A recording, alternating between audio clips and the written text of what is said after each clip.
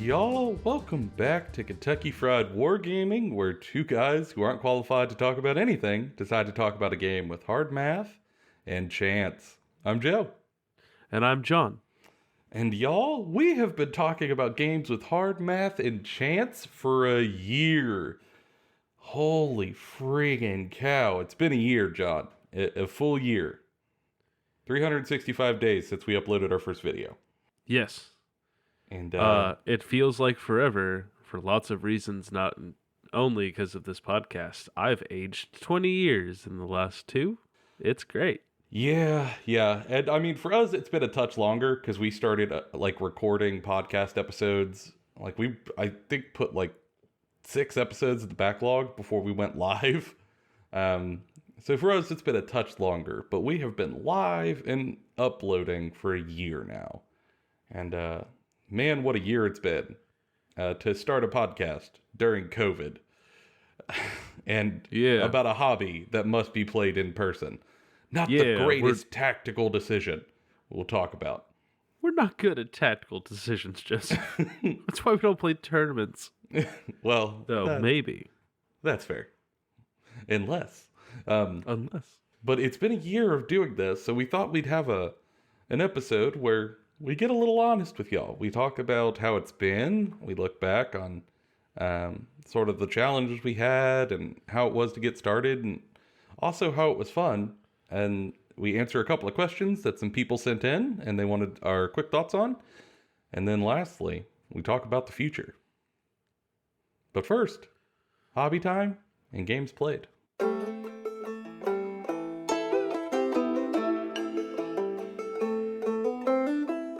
All right, John, it's been a week. What have you been up to? Man, I really like Star Wars. Yeah, that's gonna play in my hobby time as well. Yeah. I really like Star Wars. I actually haven't gotten to play any of Star Wars Legion yet, but I got the core set for Rebels vs. Empire. I'm giving Empire to a buddy of mine. Probably gonna end up buying a second core set box because it's just very good for Rebels and probably pretty good for Empire. Mm-hmm. Painting them, okay, I'm going to say this. Building Star Wars Legions models, because I also bought a few expansion kits, is some of the easiest shit I've ever done. So push fit. So simple. Yeah. Don't get me wrong. I don't think that it's how every model should be, like how every company should do it. But I think for this game specifically, it is very good. I haven't played the game yet, so I don't want to talk about the game too much until I've played it. But painting these models makes me feel like an 8-year-old again, which I think is great. Because I've been watching Star Wars stuff and looking up old Star Wars toys. I spent 10 minutes in the store the other day, looking at all the Star Wars toys that are over there, and I was like, God, yeah. Now, I always get this way about Star Wars around the holiday season, but I think this time it's gonna stick. I think this time I've just decided to stop being edgy and going, but the new Star Wars is good. Yeah, nostalgia's never the same as when I was 8, but Star Wars is still cool. So I'm just going to enjoy Star Wars again. Hallelujah. Oh. Yeah, it's great. See, I never jumped on the hate Star Wars train. I have always been going, y'all, I just like Star Wars. But, I mean, the general notion for a long, long time has been, Star Wars bad. Bleh. Yeah, I get it. You don't feel like you're 8 anymore. Life is crushing and depressing. We all understand, okay? Maybe just let people have laser swords. It's gonna be fine. But I think, largely due to Dave Filoni's incredible efforts, sort of the thoughts are turning around. And people are just starting to accept that, maybe this, space wizard thing is just fun. Yeah. I mean, I often have that thought about 40K. I've been in 40K for a very long time, much longer than a lot of other people. And so I have this childhood excitement about it sometimes. And other people will be like, critical eye. And I'm like, okay, that's valid criticism. But also, little 8-year-old me that loves chainswords is crying.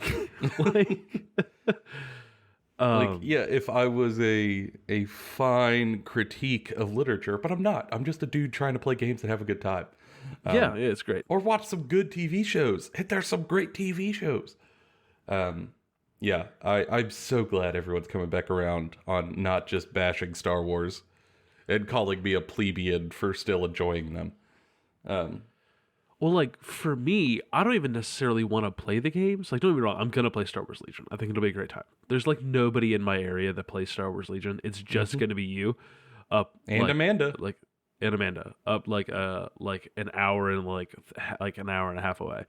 But that's fine. I'll just go up there and play. But what I am excited about is, like, building, like, little terrain fucking dioramas and shit for them. Because, like, man, as a kid, I loved playing around with, like, the few Star Wars toys I had. I would just, like, play little scenes with them. And I'm just going to do that as an adult, with more space. Yes. Yeah, that's money, what Legion is. But less time. It sucks. Man, I'm so hyped on Legion. John and I ended up getting into it at the same time, essentially. I went to the game shop last week to pick up some stuff that had been on back order for a long time and had finally come in.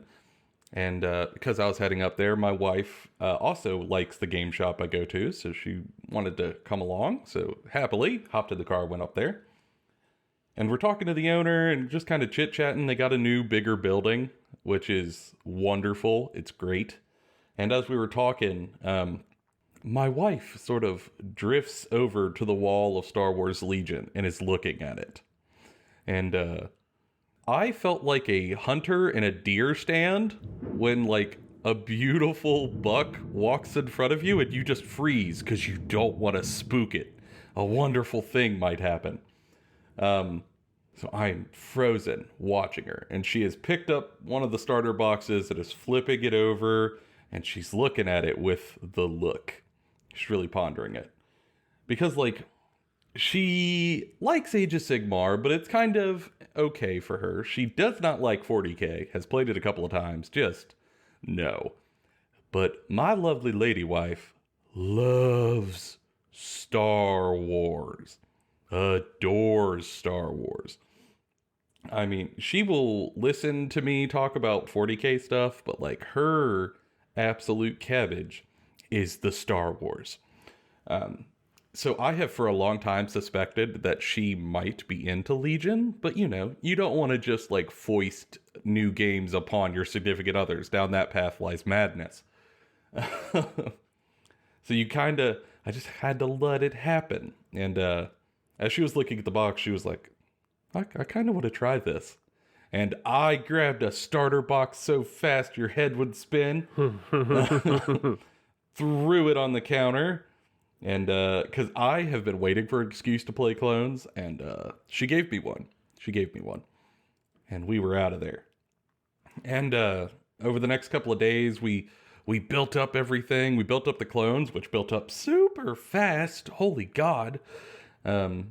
She built up the little B1 battle droids and said Roger, Roger about 1 million times. And we actually played a game. Like, John did some building and stuff and didn't get to play. We played. We played through what they called, like, the learner game in the starter book. And oh my God, we had so much fun. And it was so fast. Is it terribly, terribly fast. I mean, most of the time we spent just looking up. Gas. Yeah, man, it was all gas, no brakes. Really, most of the slowdowns was us just trying to look up what the keywords meant. And it was just so fun. I mean, we went toe to toe, and of course, like, we want Grievous and Kenobi to fight because you have to. So she played Grievous, and he, like, scampers up behind a rock, and then I come in with Kenobi, and he has the jump keyword, so he can, like, hop over terrain. So I front flip over this rock and jump into a lightsaber duel, look at her, and go, "Hello there," and it was so good.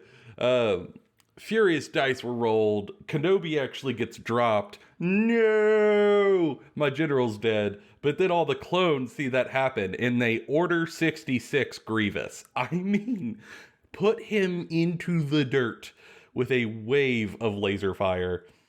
It was the most slobberknocker game, and we called it a draw because there were no objectives, and we just murderized the crap out of each other. And just had so much fun. And I'm really looking forward to playing more Legion with her and trying to, like, get my head around the game system because it was a great time. Just delightful. Yeah. In addition to that, not only have I been like building Legion and playing Legion, I've also been working on some 40k Tau. I'm making my own paint scheme and just kind of rocking through it, and doing some test schemes to see if people liked them. It's been a time. A long time. Yeah, well, like I looked at all the minis before the wash stage of what I was doing, and y'all, they did not look good, as most things don't without wash. I'm like, man, I don't know if this scheme's any good. And then I put streaking grime on it and went, all right, I think the scheme's better, but I'm still not sure. So I've shared it with some of the local paint group and got their feedback. They really like it. So I think I might share it on Instagram as well to get some thoughts. And then if that goes over well, I'll keep on rolling and I'll paint up some bigger robots with that color scheme.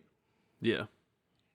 I mean, I played a single game this week-ish. Mm-hmm. I was teaching 40K. Oh, a little learner game. Yeah, a friend of ours. And they had some previous bad experiences playing the game, and was able to teach them how to play the game in a much more constructive manner. And I thought that was a point of pride. It was like being able to actually sit down with somebody who had a negative experience previously with the game and help them better understand in a way that they didn't feel pressured, overwhelmed, or like they were being made fun of, which is fantastic. Like that was great for me. That was very satisfying and fulfilling as a hobbyist.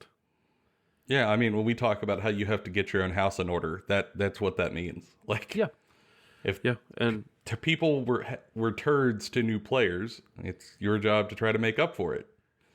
And I'm glad they had fun. Yeah, and I mean, there's a lot of talk right now about the statement that GW put out there this week, and like I just think that that's just part of the hobby, is like be a gate greeter, not a gatekeeper. Mm-hmm. Like this game is about having fun with people. Even when you're playing competitively, you're still playing a game and building a community and interacting with people. Like everyone should be included. Everyone, like bring everyone in. If you're a hateful bastard, no, we have hateful bastards on the table fighting one another. We don't have hateful bastards playing one another. Yeah. I'm surprised that a lot of people are going to bat for a dude wearing Nazi imagery, because unequivocally, fuck that guy. Yeah, fuck that guy. Fuck that guy. Yeah, it's that simple. Like I have no nuance here. Like that is just full thoughts. Yeah, like you wear hate speech shit openly, you can go get fucked. Don't want to play a game with you. I don't want my friends playing a game with you. But like I'm glad that the general community consensus was, what? No, get out of here. So yeah, fuck that guy. Like it was like I know the community oftentimes has a lot of strife, but it was nice to have one check of like, hey, we all hate Nazis? Yeah, okay, good, great, cool. Like, that was a nice little bit. Yeah. It's a thing. But I'm glad that, like, not only is that a community sentiment, but also, it's nice to be able to live it every now and then and teach new people new games. I mean, that's my crack. I love teaching people new games. Yeah, I just like playing games with people. Like, it's been so long just looking at this game from afar, getting to play one game every, 3 months, that, getting to play games more regularly with different people that I like playing with. I don't have to, suffer through playing games with people I don't like. I've had to do in the past, even play the game. That's great. It's fantastic. Love it. Now that's the good stuff. That's the ticket. And it's been a great time. And I love that our hobby sections are getting longer, because for a while they were a little sparse. This is a great change of pace. And I'm going to keep working on Tau throughout this next week. And Star Wars Legion might be hitting the paint table. Just might. I'm going to try to do some paint stuff, but it's... For those who don't work in warehousing or logistics, it is going to be a rough couple weeks, my dude.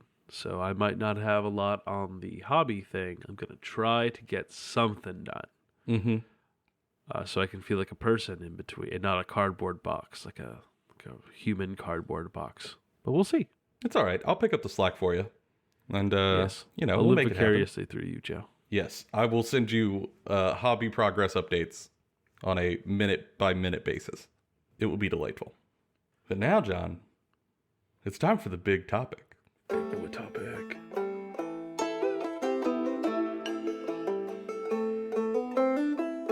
All right, John. So we've been doing this thing for a year. Yeah. A whole year. Time's ethereal. Time's an absolute illusion. Something time knife. But the computer machine says we've been doing it for a year. So in that time, I guess the first thing I want to talk about is like, how are we feeling about it? You know, like how hard was it to get started? And do you feel that we've cleared some of those hurdles, or do we just have new hurdles to hop? I mean, I think yes to all. Yeah. Yes, all the way down. It was a huge daunting task mentally to get into it. Like there was a lot that I felt had to be done. There was a lot that I felt like we needed to have like our ducks in a row, and then it became easier. Like it just became easier. It became a thing that you just you go into and you're just like, oh, I know what I'm doing. Cool, got it. But then new hurdle. Hurdles you didn't even think about are thrown in front of you. It's just difficult after a while. But I'm enjoying doing it. It's the kind of difficult challenge that makes you think outside the box and keeps you being creative, right? And that's what makes it really, really fun and good to do. Like it feels good to engage with this thing, right? But yeah, it was a beast to start, and I think a lot of it was kind of self-inflicted. And now it's just kind of, that's been like the most difficult thing for me. It's just pulling off the self-inflicted, well, you can't do that until you do this, and you can't do that and do this. No, those are excuses. You are like self-sabotaging your own creative endeavor. Stop doing that thing. Like, you can just do the thing. Like, you have a microphone, you've got a thing to record, you can just talk. You can type up a script. You can just do these things. You don't have to, like, justify it, you giant idiot. Just do it. Yeah, I think the internal monologue is something that definitely I also had to grapple with about it. Especially because, like, for me, the big issue was like, oh man, this ain't good enough to put out on the internet for people. Like, this is garbage. This is not worth doing and uploading. It's the same thing that I have with, like, my writing and my storytelling. It's just a thing my brain always does. But, like, the first step to being good at something is sucking at something. It is what it is. And there's no way that I was ever going to get better unless I just put it up there. You just got to start somewhere. And maybe the first episodes are going to be rough. And plot twist, they were. But in diving in and really getting to grips with it and trying to improve and putting in some practice, we got better. And I could see the improvement from episode to episode, especially at the beginning. And that was what I used to kind of quiet the monologue inside. Like, hey, yeah, it's working. Like, the effort's working, obviously. And, like, I don't know if it's the same for you, but I think it was also, like, we've worked on other projects before, right? Like, we ran LARP stuff together, done many different things at LARP. We've, like, helped each other write D&D games. Like, we've done a lot of creative endeavors before. This one had a very unique problem in that we had to learn how to better communicate in a way, and learn a better way of understanding each other's creative process in a way more than just expanding on each other's ideas. It was we have to learn how to marry our two ways of approaching creative things in a way that is beneficial for the entire whole. Yeah, because I feel like normally we were sort of like developers for each other's ideas when we were doing LARP. Because, like, we'd be running storylines that were sort of parallel to each other, but they weren't entirely together. So we would meet up and go, hey, I've been thinking about X idea, and here's where I think it's going to go. Here's who I think is going to be involved. Here's how I think could have a payoff, but it just feels a little lackluster. And in that time, all I have to do when John says that is go, oh, well, here's a couple of ideas, or here's something you could do, or here's a tie-in, or maybe here's a character backstory moment that you can use to make it a more impactful moment. And then I would just essentially give him a bunch of new ideas to fuel the tank, and he'd be off to the races, and vice versa. But now we just got to go deeper. Like, yeah. We are both fully invested all the time because that's just how this works. Um, Yeah. so we have to be in communication much more often, especially in terms of like coming up with episode ideas and topic ideas, which gets harder, of course, the longer you go because you've covered a lot of it already. Yeah. And there's been more than once that Joe has been like, I don't know what you're saying. I Mm-hmm. know you think you know you're being clear, but I cannot understand what the fuck you want from me. I want to And help it's you. Just use some words. Yeah, it's a yeah, tough. it's been very good. But like, luckily it helps us that we have done this process before, so like we know how to communicate with one another. So doing it more definitely took effort, but it wasn't as bumpy as I feel like it could be for some other people. Yeah, yeah, yeah. I mean, one of our strengths going into this was that we had already had that repertoire of like Joe can look at me and just go, "You're being an idiot. Tell me what you want." And like I can look at Joe and go, "You're being too literal or you're being too subtle. Get, get bring find a middle ground. Like stop it." Yeah. Yeah, it's a thing. And like it's just something that you're going to have to work through when you're on a team and especially doing something creative. Like I feel like those are hurdles that a lot of people are going to have, and I am really glad that we cleared them. And now like the communication stuff really not a hurdle anymore. No, no, no. Cuz I feel like we understand the flow better. Um I mean, still episode topic ideas is a thing, and I also think like stagnation is a bit of a challenge where we are now, but we think we Yeah, have some ideas yeah, on how to combat it, which we'll talk about later. Um, but I also not only I don't want to just talk about like the challenges to it. I want to talk about like how has it been good for us. Um, and I think for me, the number one thing that it has done is keep me really engaged with this hobby that I adore, which I think without the podcast, I might have drifted apart from quite a bit more.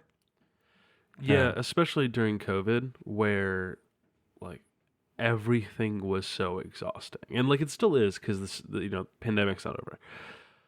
But for like especially towards the beginning of it, like there felt like the only thing you could do is play video games and maybe watch TV, That and was doing it. anything doing anything more just felt like a colossal task. And doing the podcast really forced me, and it sounds like you too, to go, no, you got to do something. Mm-hmm. And I know not everybody could do that, and like shouldn't overburden yourself, but it helped me at least have something like to be happy about. Because before pandemic, right, like we were going to LARP events, we were hanging out very often, we were going to like cons, we had events to look forward to and things to want, um, and learning how to create your own goals in your creative project to simulate that to a degree has been very beneficial.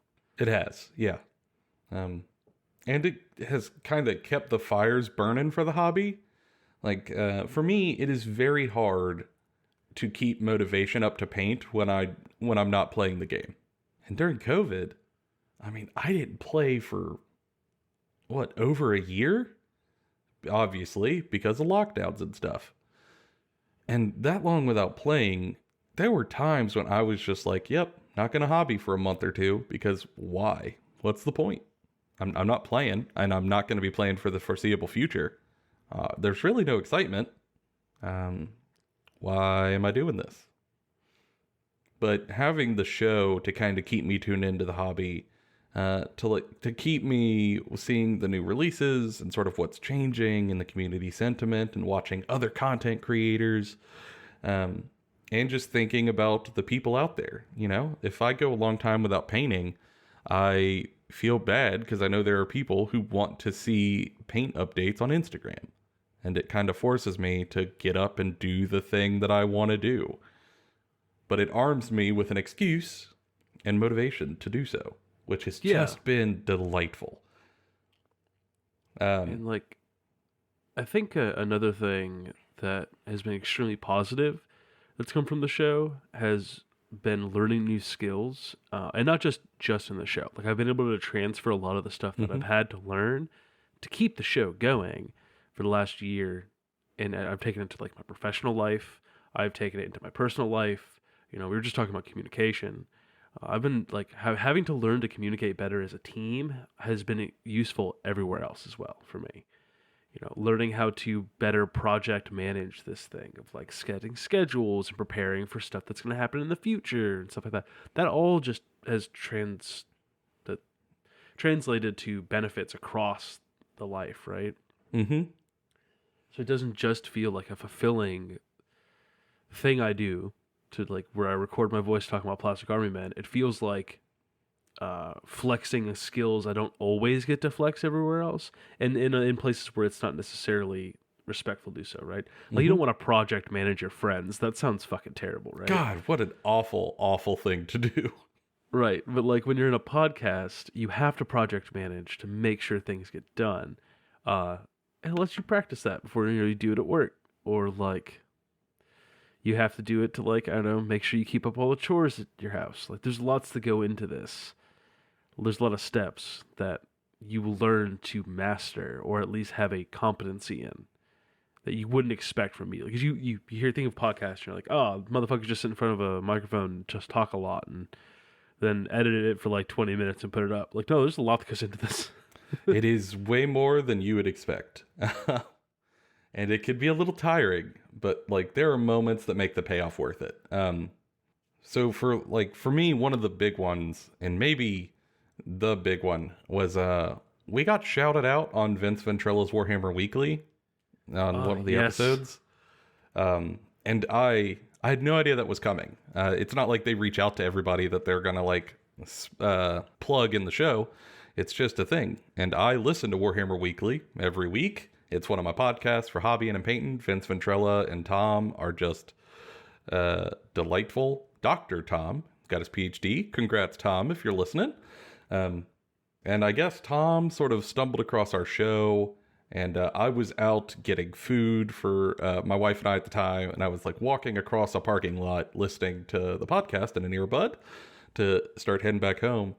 And I heard them mention our name, Kentucky Fried Wargaming. And I mean, I almost dropped all the food, drinks, everywhere. I just kind of lost it. Sent it to John and Seth, almost in disbelief that like our tiny, tiny, tiny show got noticed. And like at the time, I was working as a janitor at like an elementary school, right? And I read that text message, and I'm holding a broom in my hand. And like a dust mop, and I just dropped the handle as it clatters on the floor, and I was like, oh, no way. And then I went to go look for it. It was like a scene out of a movie. It was very good. It was so exciting, so terribly exciting and validating, because obviously we're a tiny, tiny, tiny, tiny podcast. We have roughly like 30-35 listeners a week, just like full transparency, on Anchor, and maybe a couple more on YouTube if we're lucky. But like not a whole lot of people listen, and we know that. And sometimes it could be a little disheartening when you're not growing or you don't know how to grow. But to get a shout out like that was validating, because it's a reminder that like, hey, the 35 people you do have, they're here to listen. And like, you should definitely appreciate them because they're great. And, even with that, it's a reminder that people are enjoying it. And that's just awesome. That's so good. And also, another one was when the first viewer reached out to us on Instagram. Shane, what up, man? He sent us a message just to say how much that he was enjoying the podcast, and that, it's nice to hear casual folks who sound like him talking about the hobby that he enjoys. And I cannot tell you how good that was. That just to have confirmation that like, again, much like Tom, like there is another person out there who is listening to this. You're not doing it for nothing. There are people listening who like it. And especially in our area, like Kentucky doesn't have a huge population for one, and particularly like wargaming population, it's not huge. And some of the folks that are here aren't exactly the nicest. Like we were talking about earlier in the episode, we don't like playing people who have hate. There's just more of it around here. Like I've lived in multiple states, played games in multiple states. There's just more of it around here. And to know there's other people who listen to the show regularly from around this region who think the same way makes it feel a lot less isolating in this place. Like, Yeah. it's very good. And I mean, just for clarification's sake, I think Shane's from Tennessee, but still, Tennessee, Kentucky, they're about the same. There's really just a Don't hate me, Norris Shane. Lake between us. Yeah, it's so good. And I love those moments that kind of realize that the effort's worth it. It's just cathartic. And really, really enjoy it. And I'm hoping, we'll have more moments like that in the future and maybe even grow beyond to like 35 people. Who knows? We got some ideas about it. We'll talk about it in a little while. John, you got any other like hurdles or positives that you want to bring up before we move on to the next little bit? No, not really. I mean, I think we covered all of it, and I want to just end this little section with that's. Every time you guys message us or like our stuff or share it or anything, it just makes our fires of creation burn even like hotter. So yeah, makes our day every time, and we appreciate y'all. It's very good. I do not know how to put it into words how much it makes me go, yes, I can make more stuff, and these people will like the stuff I am making. Yeah, and it has given us some inspiration to maybe do much more high effort and high quality stuff. We'll get to there in a little bit. But second bit, we've been asking for a couple of weeks for people to send out questions or stuff that they wanted us to answer on the show.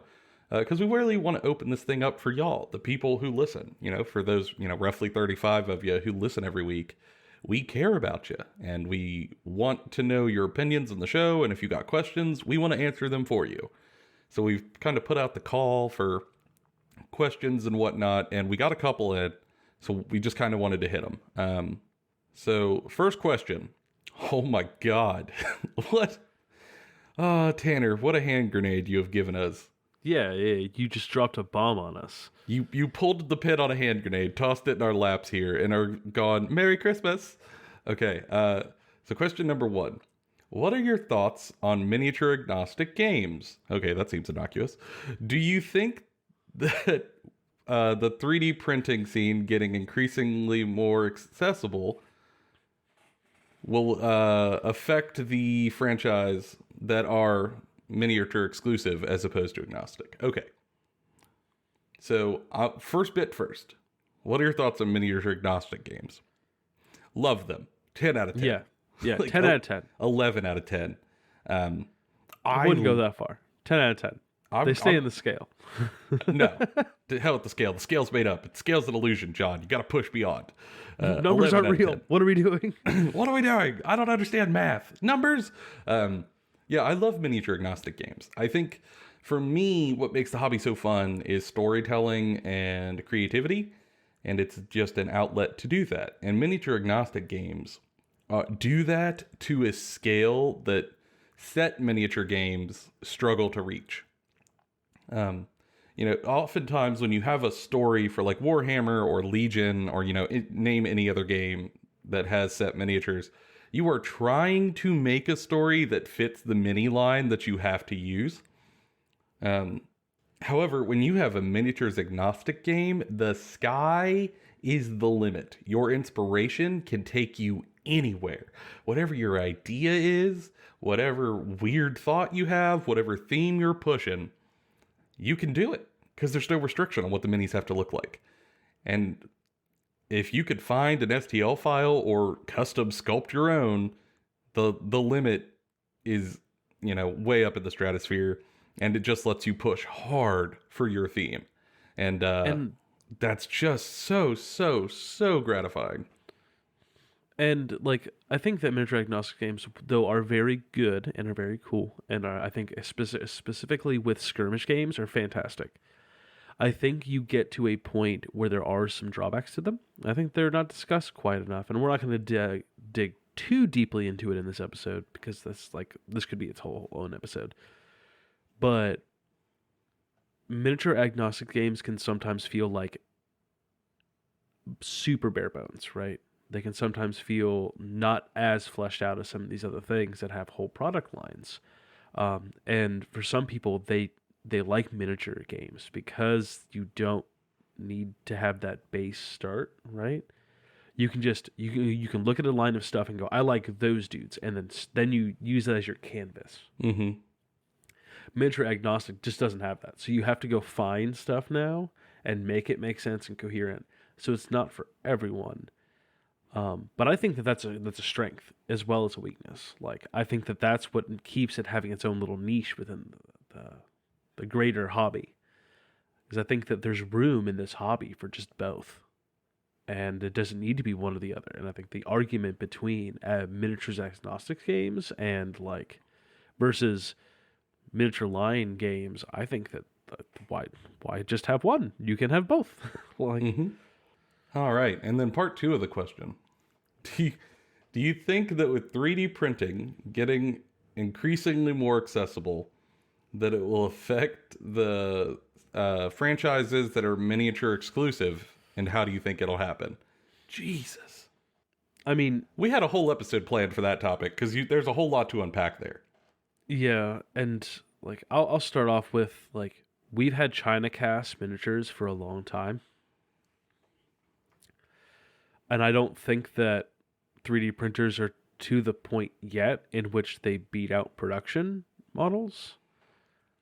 I think that a lot of the really higher quality sculpts are just better to buy in plastic than to 3D print.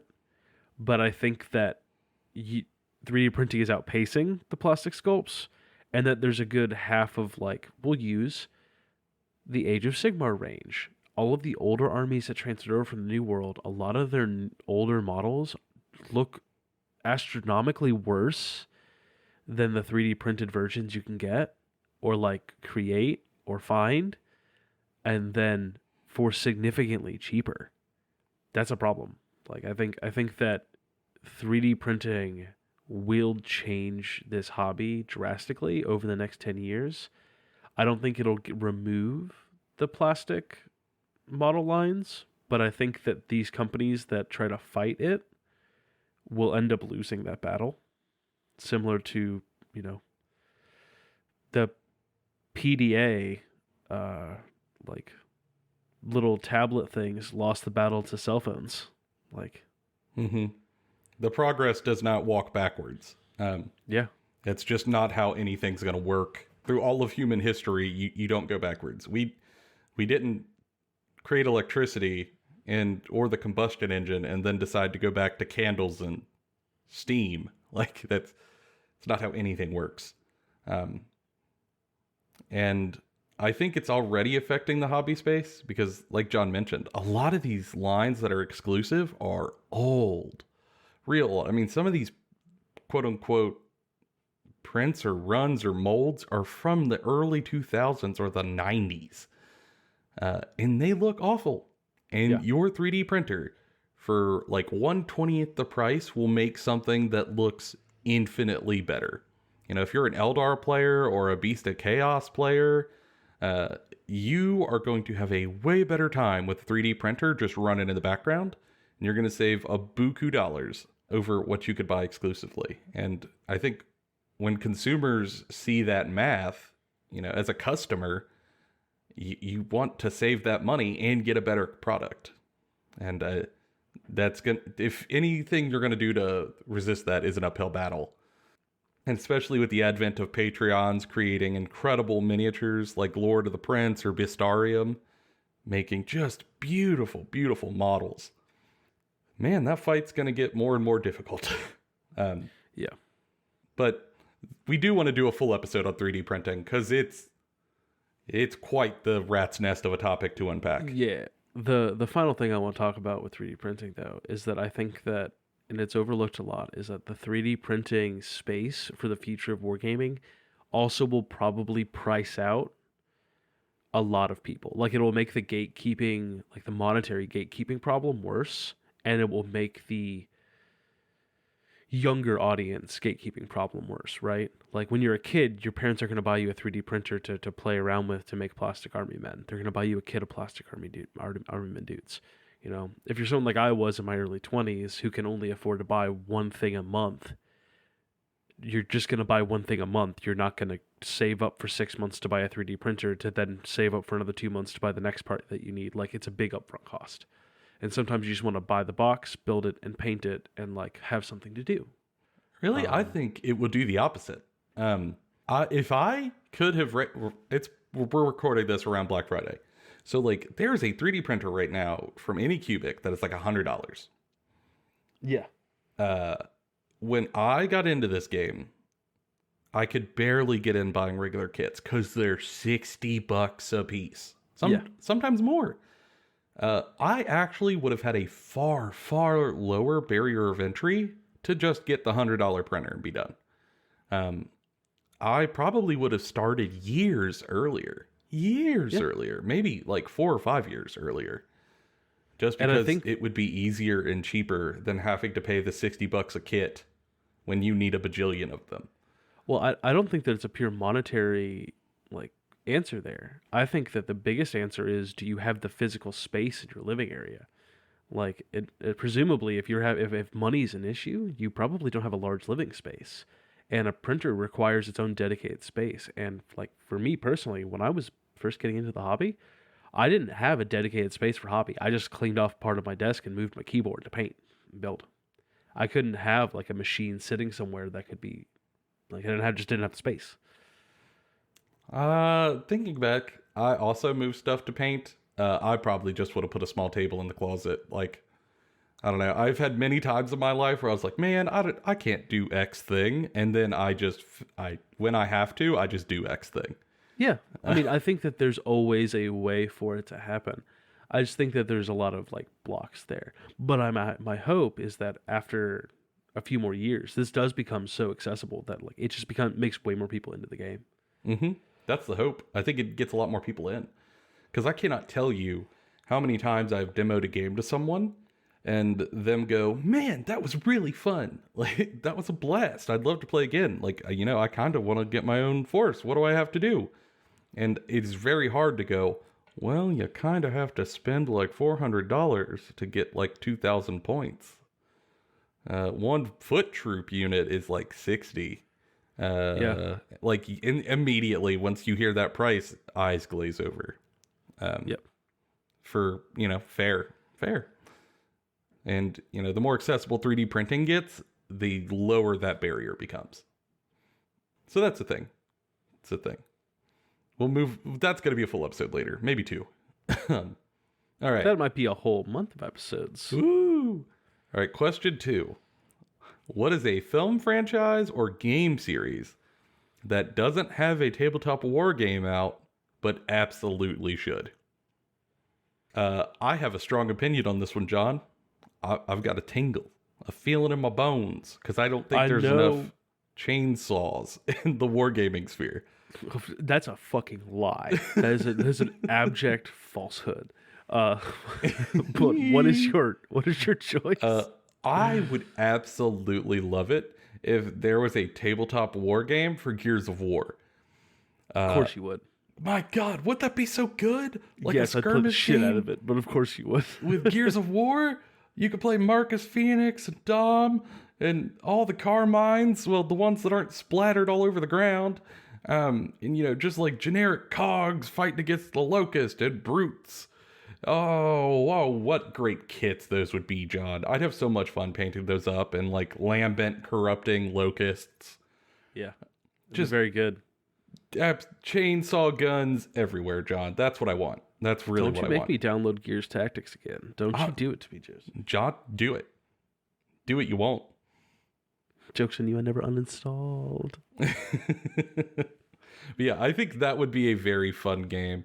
I think there's gas in the tank. I don't think it would do well at like a giant 40K scale because there's just not enough unit variety in it yet. Although there's more units in the books, but like still. I think it would be an incredible skirmish game. Just mind-blowingly good. I think that it would... I don't think skirmish, honestly. I think that it would fit that same niche that like Star Wars Legion does. Oh, where yeah. It's like...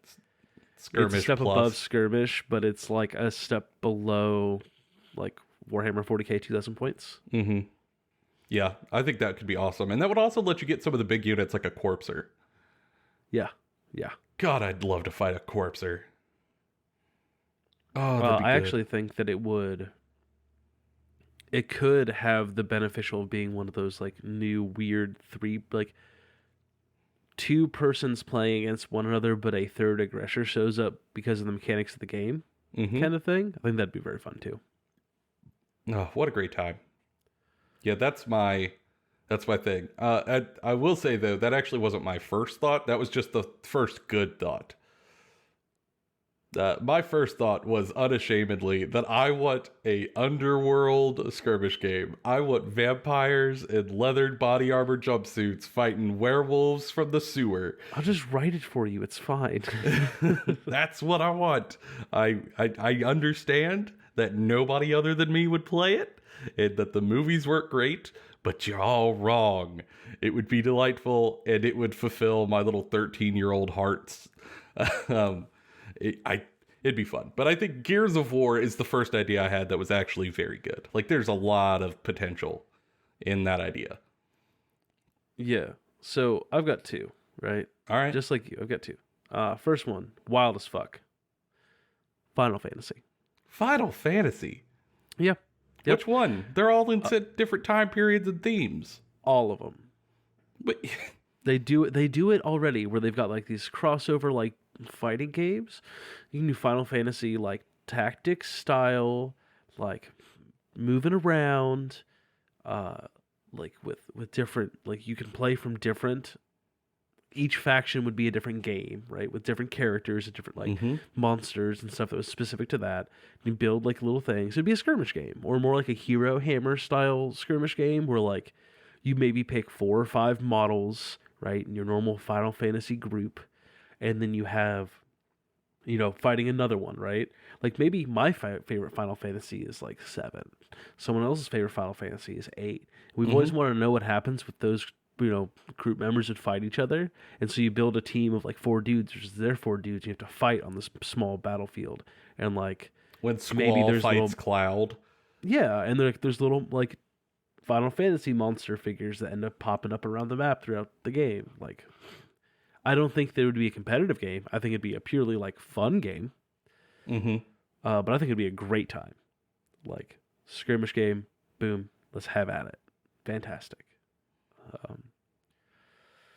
I lied. There's 3. The second one is Halo.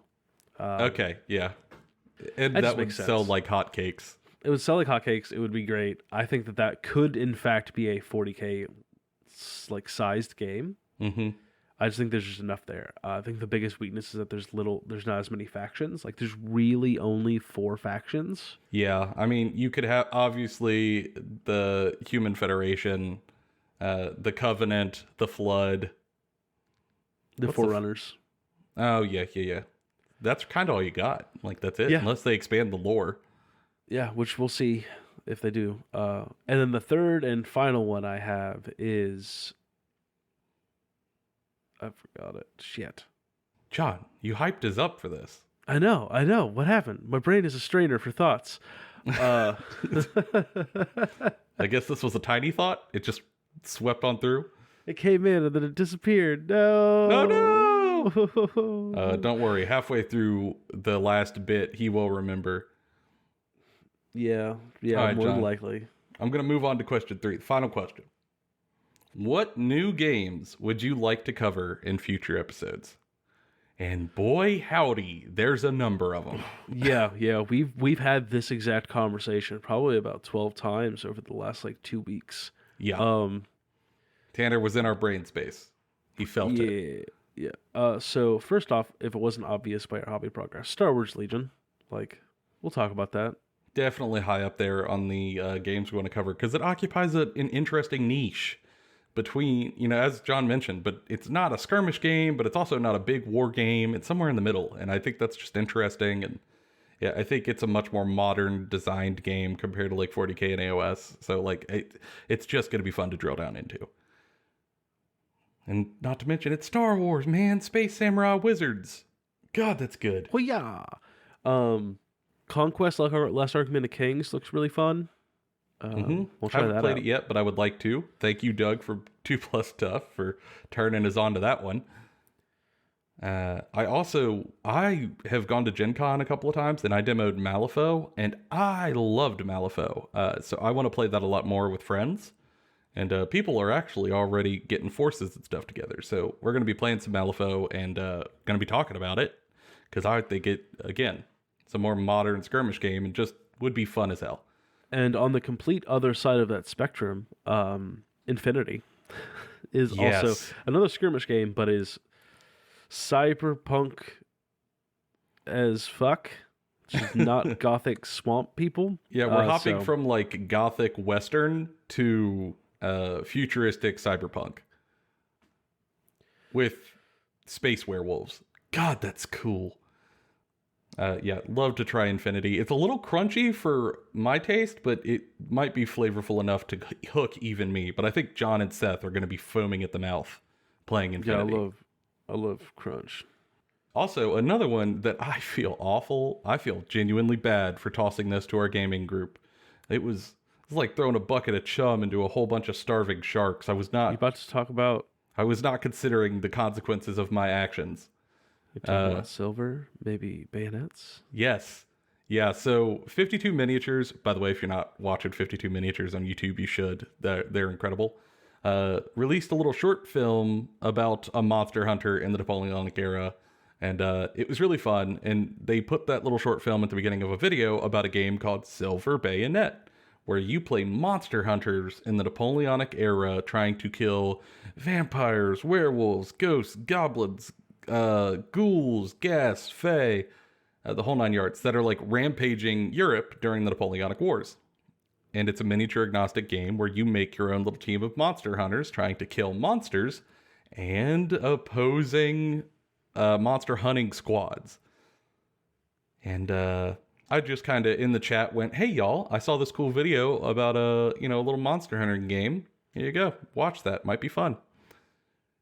Oh my god, I set off the powder keg.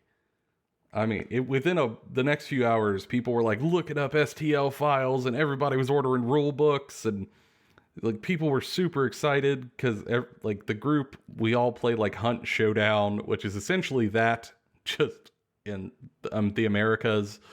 They all love Bloodborne and Monster Hunter games. I hit the cabbage of the group, so Yeah, it's also very close to historical because it's made by Osprey Games, which also does historicals, and I think that that's great, and it's very similar. It's got some of like the historical elements in that part of wargaming that I don't think a lot of us have experience in, but it blends in that like gothic horror monster stuff that we really dig.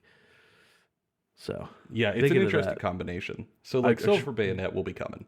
I really want to watch Napoleon get ripped in half by a werewolf. Like, God, don't that sound awesome? yeah, Like I want does. to see somebody with a cannon shout "Stand and deliver" as they send a whole bunch of grape shot out of a cannon into a Geist.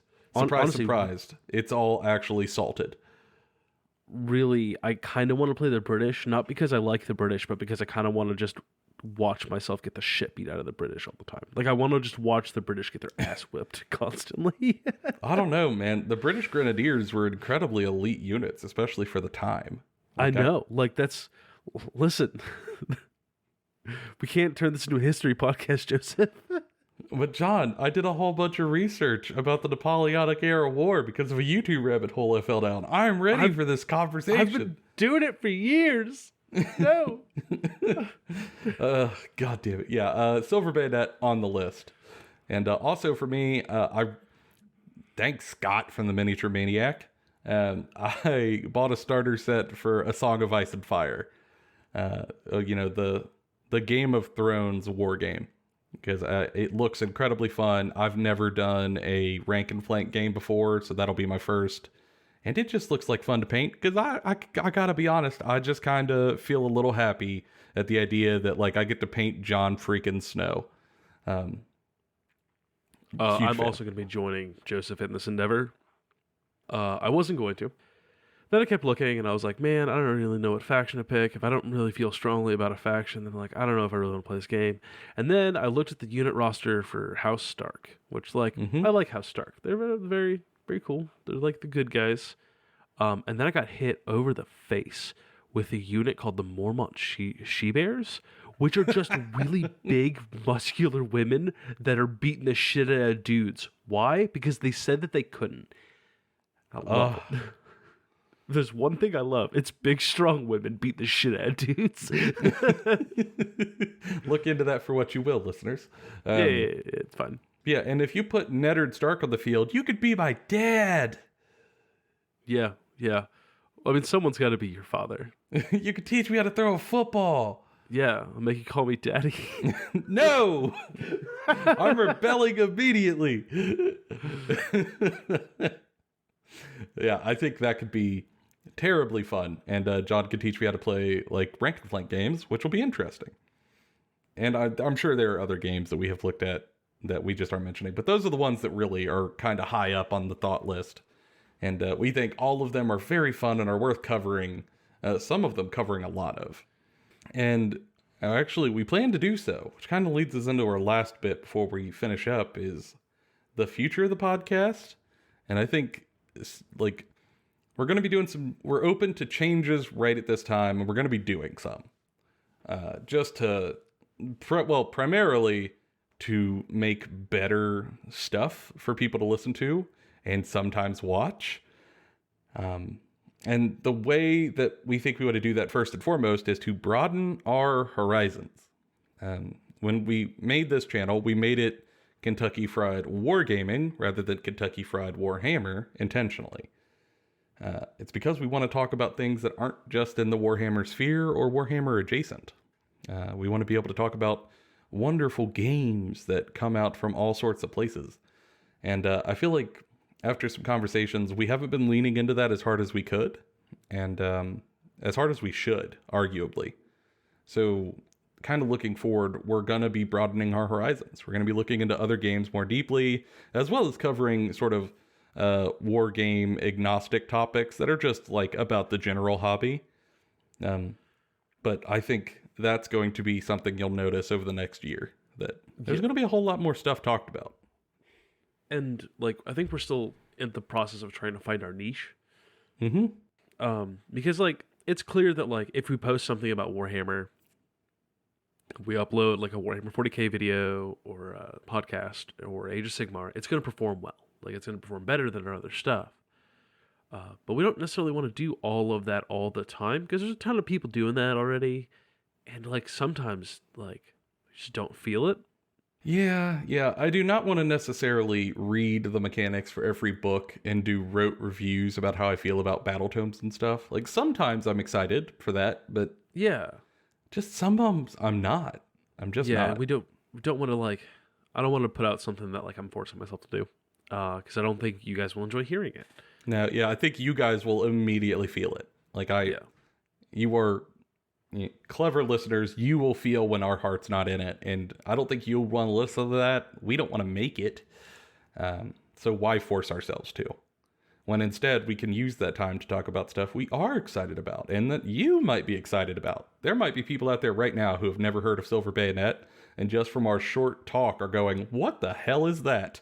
Like, Google windows are pulled up as we speak. It's a great time. Like, I want to be able to do that and, lean into where the excitement is for us and maybe give you guys new avenues. So that's a big change that I think is going to be helpful for us. Also, John, like we kind of mentioned it earlier, but, we've done a bunch of episodes now, over 60 of them at this point, and it's been great, and we made a whole bunch of progress. I'd say like for the first 8 months or so, but for the last 4-ish, we feel like we're stagnating a little. Like, I'm sure like our banter back and forth is getting more and more comfortable while on a microphone, which is still improvement, but it's not as much improvement as we could make, if that makes sense. Like, we feel like we could do more. we could push for higher effort, higher quality stuff. Um, so, Or just different types of things, right? Like, mm-hmm, there's lots of stuff we want to talk about or do that just not good for an audio format, right? mm-hmm, I mean, I'll use a personal example I've thought about frequently, right? I love Total Warhammer, right? Total Warhammer 3 comes out next February. I want to play the shit out of it. Part of me really wants to just start a stream for like streaming me playing that game, maybe with like some of the people that you've heard about on this show, like Tanner, or like maybe me and Joe do a stream where we do something silly. Like he mm-hmm, plays the Fat Lads and I play, Corn. And for whatever reason, we're teaming up to beat the shit out of Cathay. And we just have a good time with it every once in a while. mm-hmm, Maybe some videos, maybe some like specific bonus episodes where we get extra wild. mm-hmm. Just all sorts of stuff. Or like I make paint stuff, and a couple of times I've shared paint stuff. People have asked like, "How'd you do that?" Maybe I just make a video showing how I painted that. You know, if someone really wants to know how I painted X model, all right, I'll show you. Like here's a camera. Let's do this. I think that would be great. Or for me, the thing I really want to do is I don't know, y'all. Like we were talking about with each other about what do we want to do with the podcast moving forward. And one of the was, let's maybe expand beyond just like podcast conversations. Let's maybe do some higher quality stuff with videos or higher edit content, as we were calling it. And I thought about kind of what would do well. Like that's the first place your brain goes when you've been making videos or podcasts or whatever, is what would do well. And I think that's kind of a trap. So I intentionally changed my brain to not what would do well, but what would I be excited about doing and what would I have the most fun doing? And for me, there is only one answer. One resounding answer. It's the only thing I ever really care to do, and that's tell people a story. I love telling people stories, whether that's, talking about the lore or actually writing scripted, voice acted stories. I love it. It's so fun. It just doesn't stop being fun. It was fun when I would write short stories when I was younger. It was fun when I wrote stories for like 85-person LARPs. It's fun when I run tabletop games. And it's fun when some of our friends ask me like, "Hey, I'm thinking about this faction. Can you tell me about them?" And I would love to lean into that. And I think that's something that we're gonna do in the future. Like, I don't know if y'all would be into it. I probably would have to record a sample first just to see how y'all feel about it. But I would love to be able to make little audio dramas that explain the lore to you guys, and then also just have a chat about what the lore is for whatever faction, whatever game. However, that's gonna be time consuming. Very.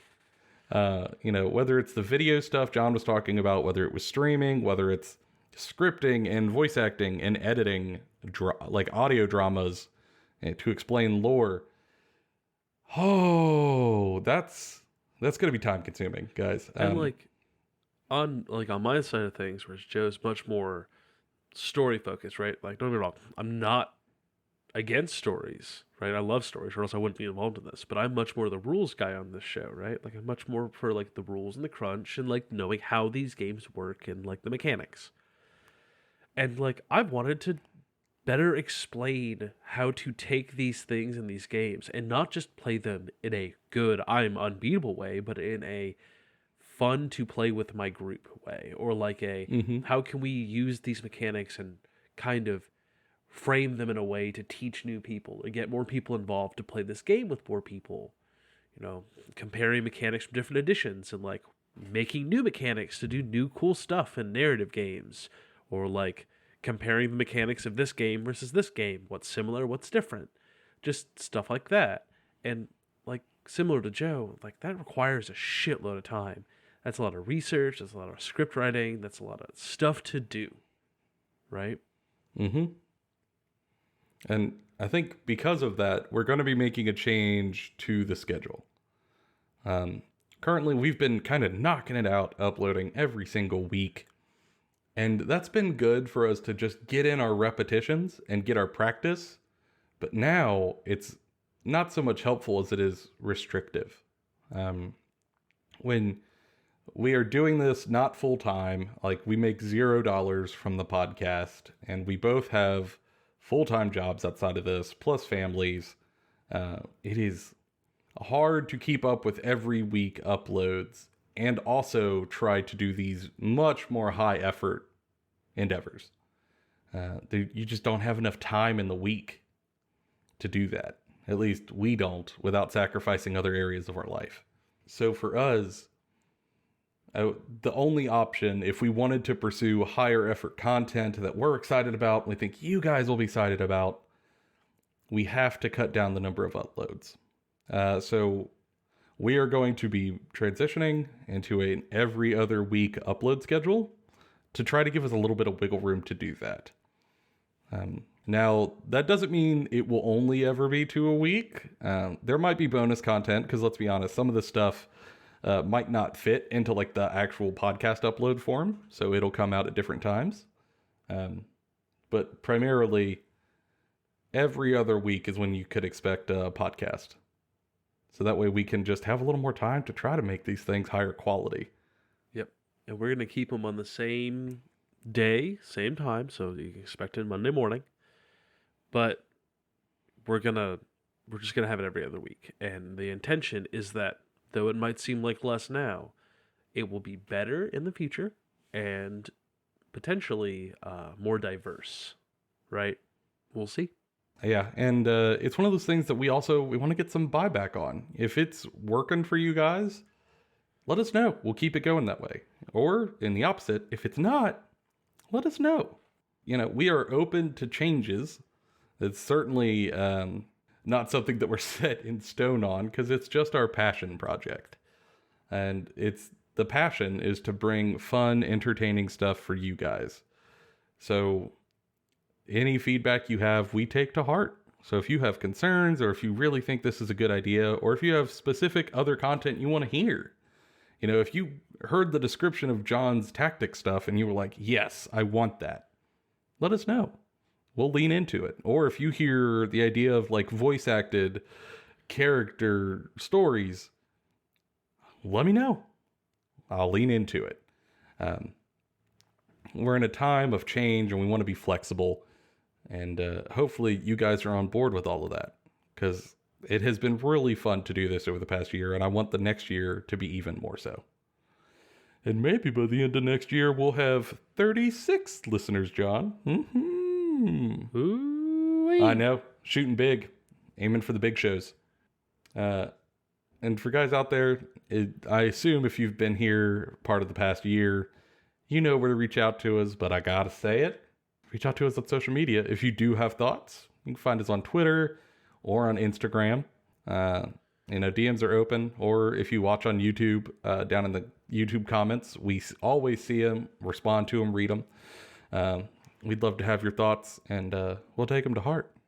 Like, subscribe, review, show your friends, yell at us on Apple Podcasts. Do all of it. I'm a goblin man. You don't have to listen to me. Authority is an illusion. Time is an illusion. I just want people to get other people to listen to my dumb voice talk about plastic army dudes. Ayo. That would be very helpful.